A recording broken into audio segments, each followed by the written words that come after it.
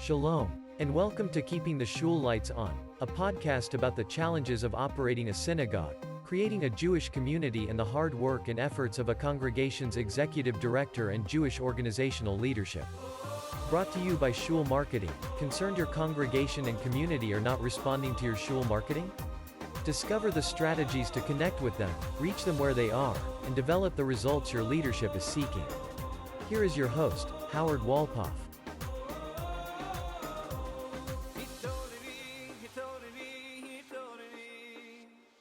Welcome back to Keeping the Shul Lights On. I'm Howard Walpoff, your host. Again, this is brought to you by Shul Marketing. And today we're going to talk about a congregation in the suburb of a large city. Now, a lot of synagogues really flourished in the 50s, the 60s, middle of the 20th century, going into the 70s and 80s, with being in these locations because people were moving to the big cities, finding themselves in the suburbs and joining congregations that really were flourishing and becoming a big part of their life. Times have changed, and it's always interesting to see how these synagogues are doing. And we have the right resource because we have the executive director of Beth Hillel Bnai Emunah in Wilmette, Illinois, which is a north suburb of Chicago. And Michael Kahn is his name. And Michael, welcome to our conversation. Thank you for having me. Well, I appreciate you being here. I'm always enjoying having these conversations with people who really are playing this major role in continuing Jewish life and Jewish community life. So I'd love to learn more about what led you into Jewish communal life and to your congregation. So thank you. So this has been a lifelong aspiration of mine. I started my career in business, and shortly thereafter left corporate America to work for the JCCs in the Chicago area. I fell in love with nonprofit. I knew that I wanted to do more with that. I then became a teacher, and for 27 years I was a teacher and an administrator, mostly in Jewish day schools in the area, some public schools as well.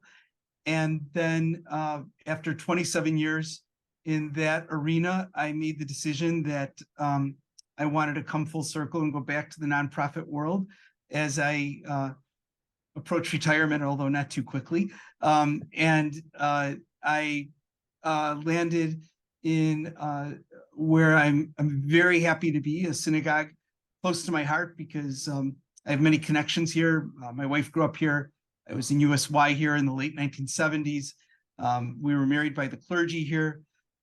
So I have a lot of connections. I love this community, and I couldn't be more honored or happy to be a part of this now. Well, it's great to have that connection to a place that you end up working at and having those memories in addition to the ones you're creating on a daily basis. And you've truly always been in the people business. You really have helped with life and growth and community interaction. So this really is a connective piece within your career and all the different positions that you've held. Absolutely. Yeah. So tell me about starting at the synagogue. So I think we spoke before you started in 2019, and you were coming from this really great background of Jewish communal work, but not having run a synagogue before.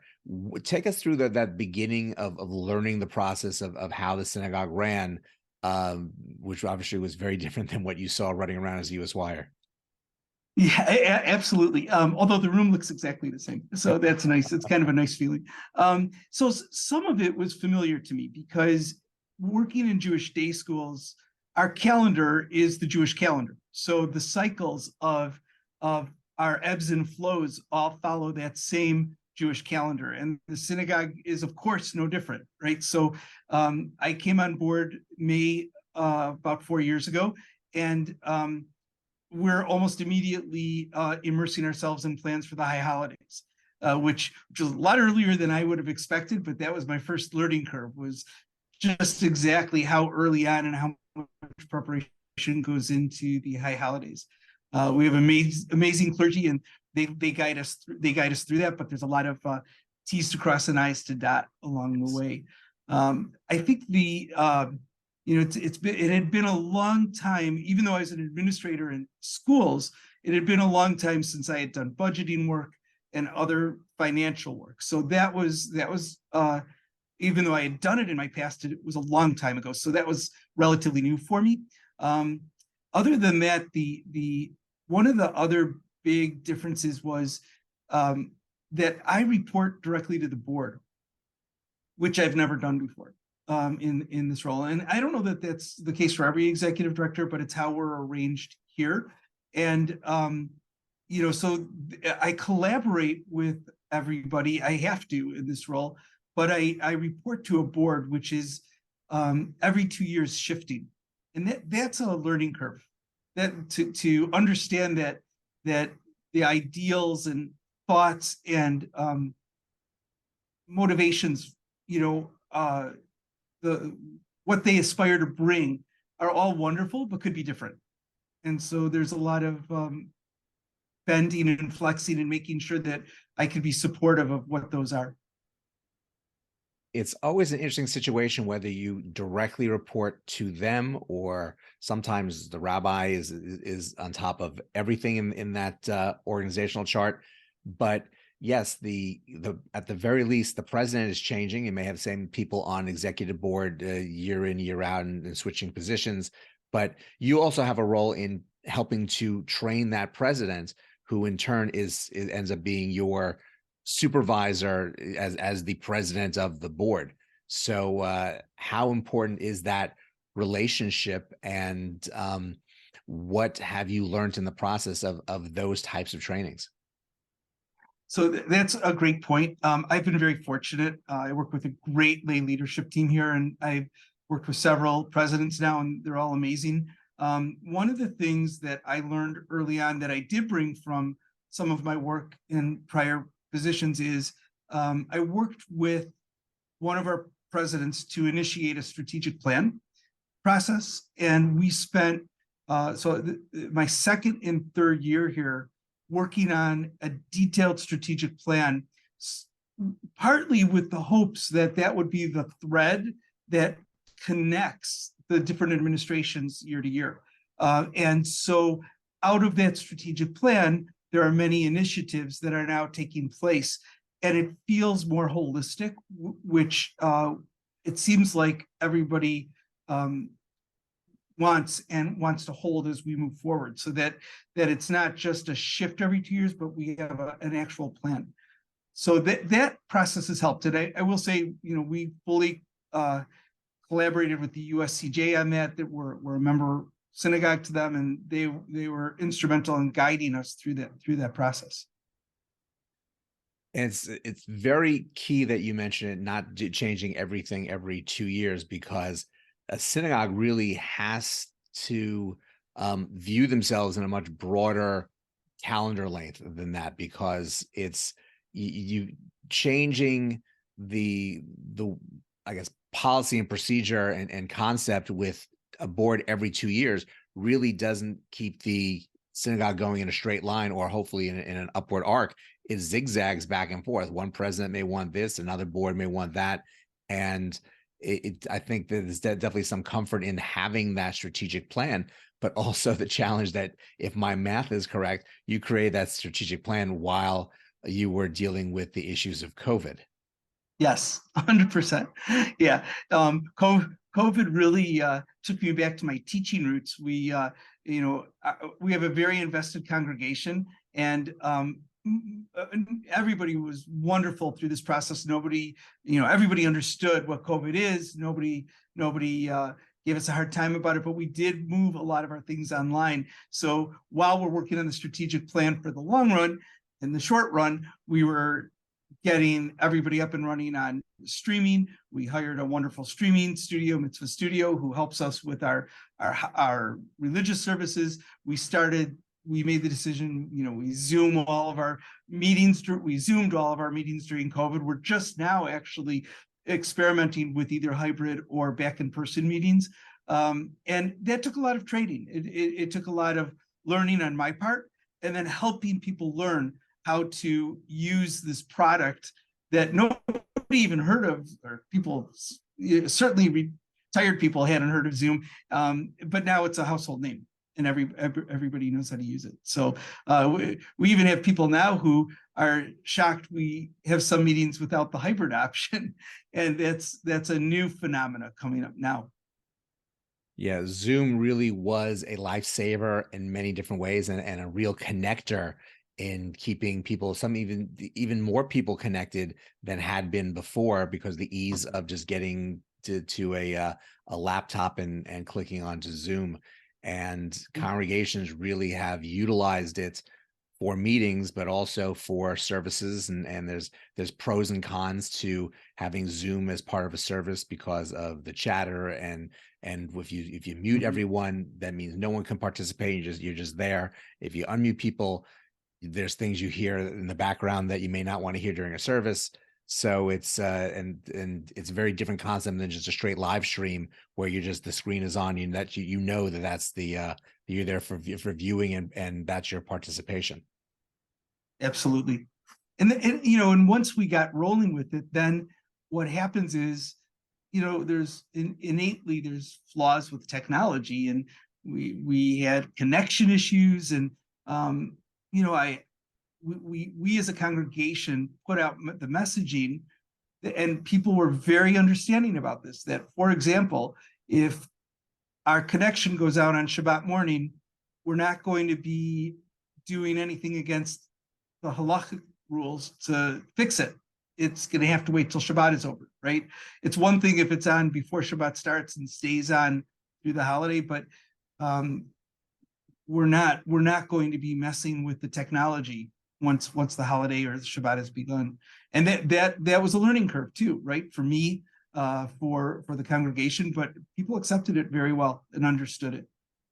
Yes, you're at the whim of the weather at times, and we had a big storm here, and the internet went out and power went out over the last couple of days, and you're at the whim of Xfinity around the country, what mood they're in that day, and the speed they want to provide you. So it can be challenging where the link breaks a third of the way into the service, and you're not going to know about it until after Shabbos, and see whether you see a report or the text and emails that have come through complaining that it's not on. But unfortunately, that was part of the, I guess, stretching of the law with regard to allowing these types of connectivity, because beforehand it was not allowed by the Conservative Law Committee to live stream officially. That's right. Right. So take me through your day-to-day. So I sense that when I say that, your day-to-day on Monday is different than your day-to-day on Tuesday, and so on and so forth. But kind of give me a sense of the things that you focus on a regular daily basis. So that is absolutely true, that no 2 days are alike, and no 2 Mondays are alike, and no 2 Fridays are alike. The only day that's alike each week is Shabbat, and even that changes, right, from week to week, depending on if there's a bar mitzvah or not, and other celebrations. So my role is primarily secular, day to day. That my role is to ensure that the building is functioning. We do have a person who's in charge of our building and grounds, and he's amazing. But we have a very small staff. So we have myself, we have a wonderful administrator in our front office who's been here for many years. She knows everybody. Everybody loves her. We have, of course, the clergy. We have a small educational program that's run by several people who've been here many years. So my role takes on pretty much everything. I will do some bookkeeping. I will do checking in on the live streaming. I will make sure that our security is up and running. I every week need to look ahead at our events and make the decision: do we hire more security from our wonderful security service, or do we not? It depends on. We have criteria to base that on, but that's a huge issue today. I try to stay current by being involved in different groups, listening to different webinars from the ADL, from our Blue Star Security. I connect with our local police station on different issues that are coming up in the area. Um, uh, it goes on and on. There's the budgeting, that's ongoing all year, making sure we're sticking to our budget, but it's especially busy, after I would say even as soon as after the high holidays, we start preparing for the next fiscal year. Managing the staff, we're a team. We all roll our sleeves up, we all get the job done, but I want to make sure everybody's healthy, happy, content, doing, with what they're doing. Working in nonprofit is very different from corporate America. We don't get stock options. We know we don't get huge salaries, but there's an intrinsic reason why we work for nonprofits, not just synagogues, but nonprofits in general. And there's a dedication we have to an organization like this. There's I'll call it an emotional dividend that comes through working in a synagogue, and even going back to your days working at school in a JCC, with those relationships and seeing the individual successes and growth of the individuals that make up the community.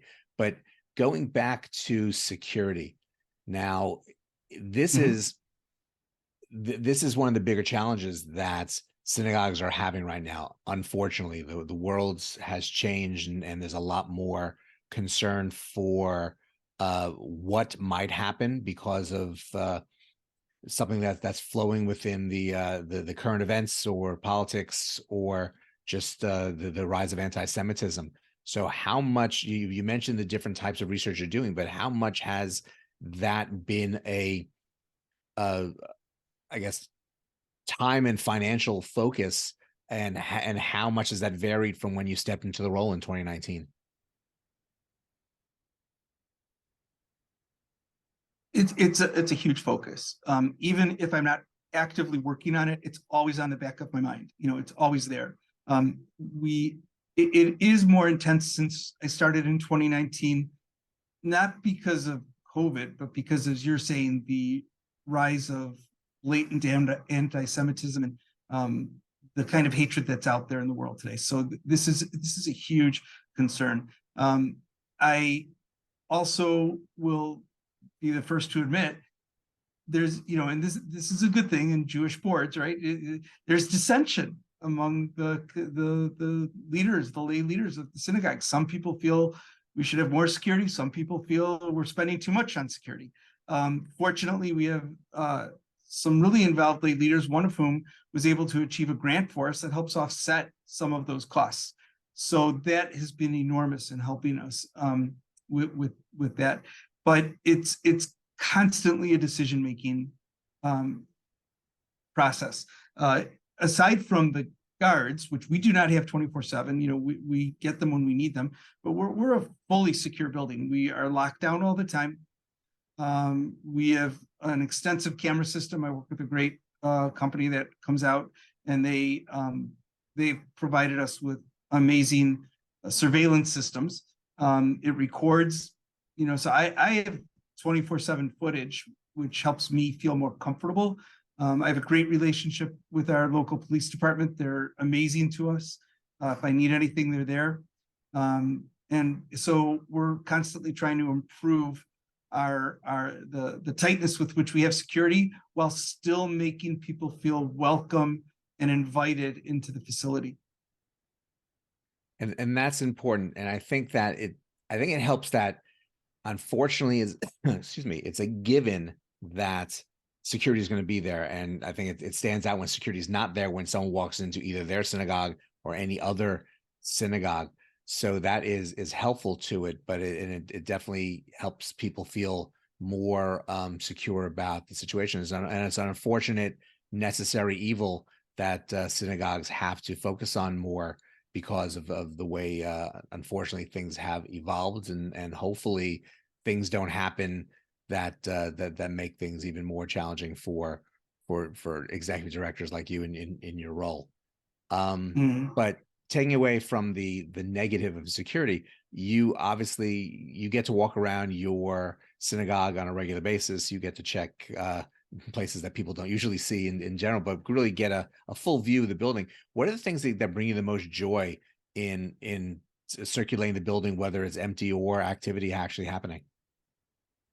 It's a really good question. I would say that what is most meaningful to me as an individual, regardless of my role, is the connection to our past as we move forward. So you walk by those plaques or pictures of people who were amazing donors of either money or time, right? People who really are the bedrock of the congregation, and to know their children and grandchildren and to see how things are progressing, because the to me, what it's a constant balance of honoring that past with preparing for our future. You know, the saying of I believe every generation needs to plant the seeds so there's a tree for tomorrow's generation, and that's what I believe this work is about. When you're in nonprofit education, synagogue type work, it is about today, and we do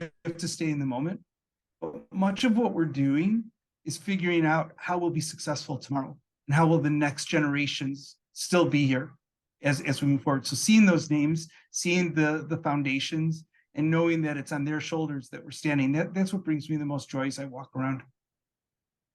And it's great when you have that history there, looking at plaques and names. I know we have this amazing plaque that's hidden in a room that I was, when I was house chair, I tried to get it placed somewhere in the building, and a few things got tabled, and that did too. And now 10 years later, it's still in the same closet back from 1927, when they dedicated the second of 3 synagogue buildings in the history of my congregation. So I think there's value, and at some point I'll give another push to figure out. Although I'm very concerned about how heavy it is and how it's going to stay on a it definitely won't stay on a drywall.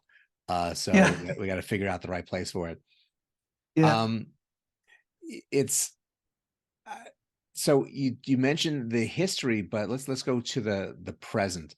Like, how would you describe your congregation right now, and get based on size, based on activity and people attending services, and what challenges or positives you're seeing moving forward into the future?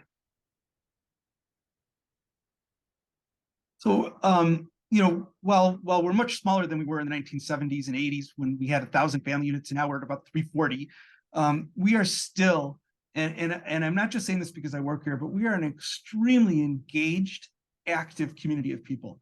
I sometimes, you know, say we're busy like we have 1,000 families here, but we only have 340. The people that are here are dedicated to this community, enjoy each other's company, and do show up to what we do. We offer twice daily minyan. We make it most times, which is in 2023 not an easy thing to do. Yeah. And some of that's digital, which helps. I think, actually, ironically, the digital aspect could be helpful to that. But that's a very big accomplishment and something we're known for. And Saturday mornings we're now back up to about 100 people in person each week.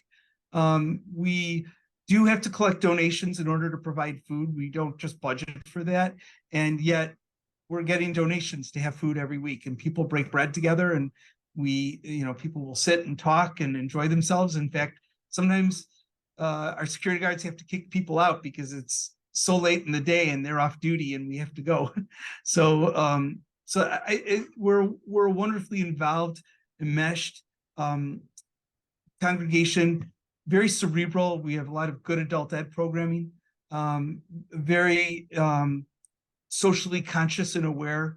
We're starting a composting program.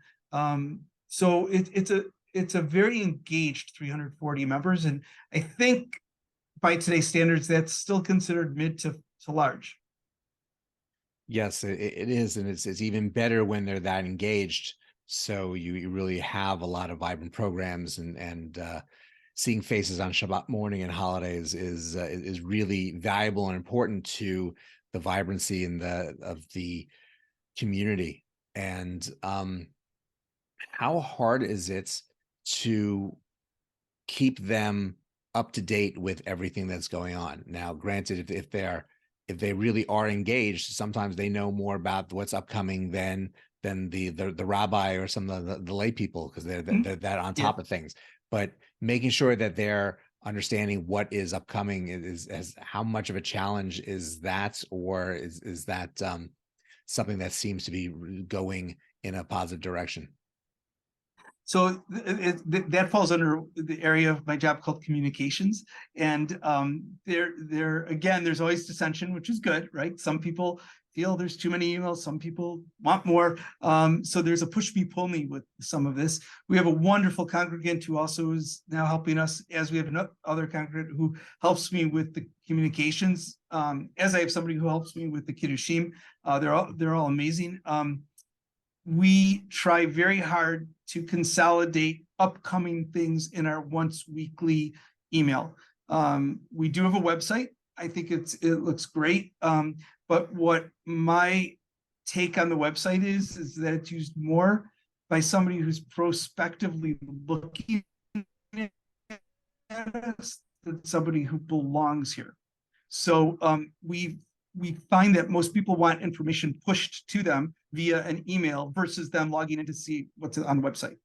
So we work very hard to keep our weekly communication as consolidated as possible, and really push and promote some of the bigger events coming up, educate people about life cycle events, and about not just life cycle of people, but life cycle of the state of Israel, life cycle of our congregation.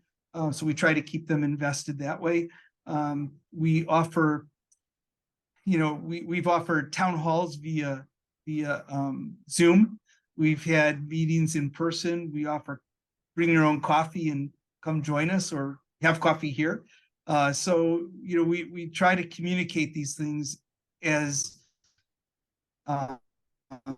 succinctly and regularly as we can.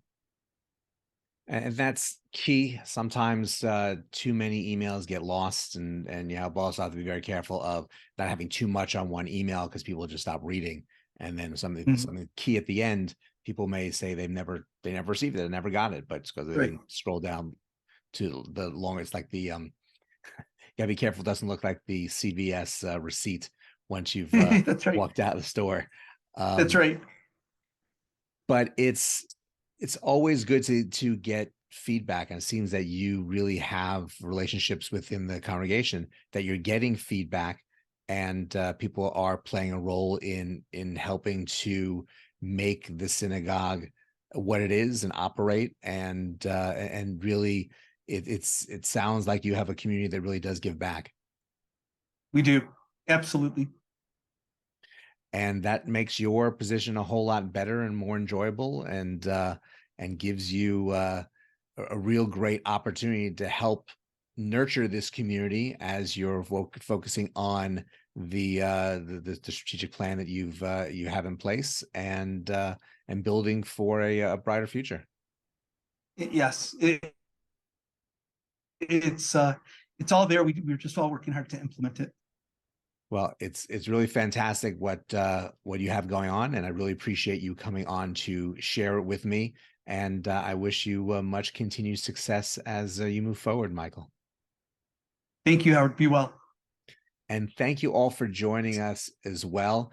It's like I love these stories. I love learning more about what congregations are doing and what their communities feel like. It's great when you get a sense of there's a big history behind a congregation, and how that connects and contrasts sometimes with where things are now. But it's always wonderful to see that the door these communities are continuing and keep on building onto their story. So it's just I always hope the best for every community, and enjoy being able to share these stories with you. So I thank you for joining us again. Go out, have a great rest of today, and we will see you next time.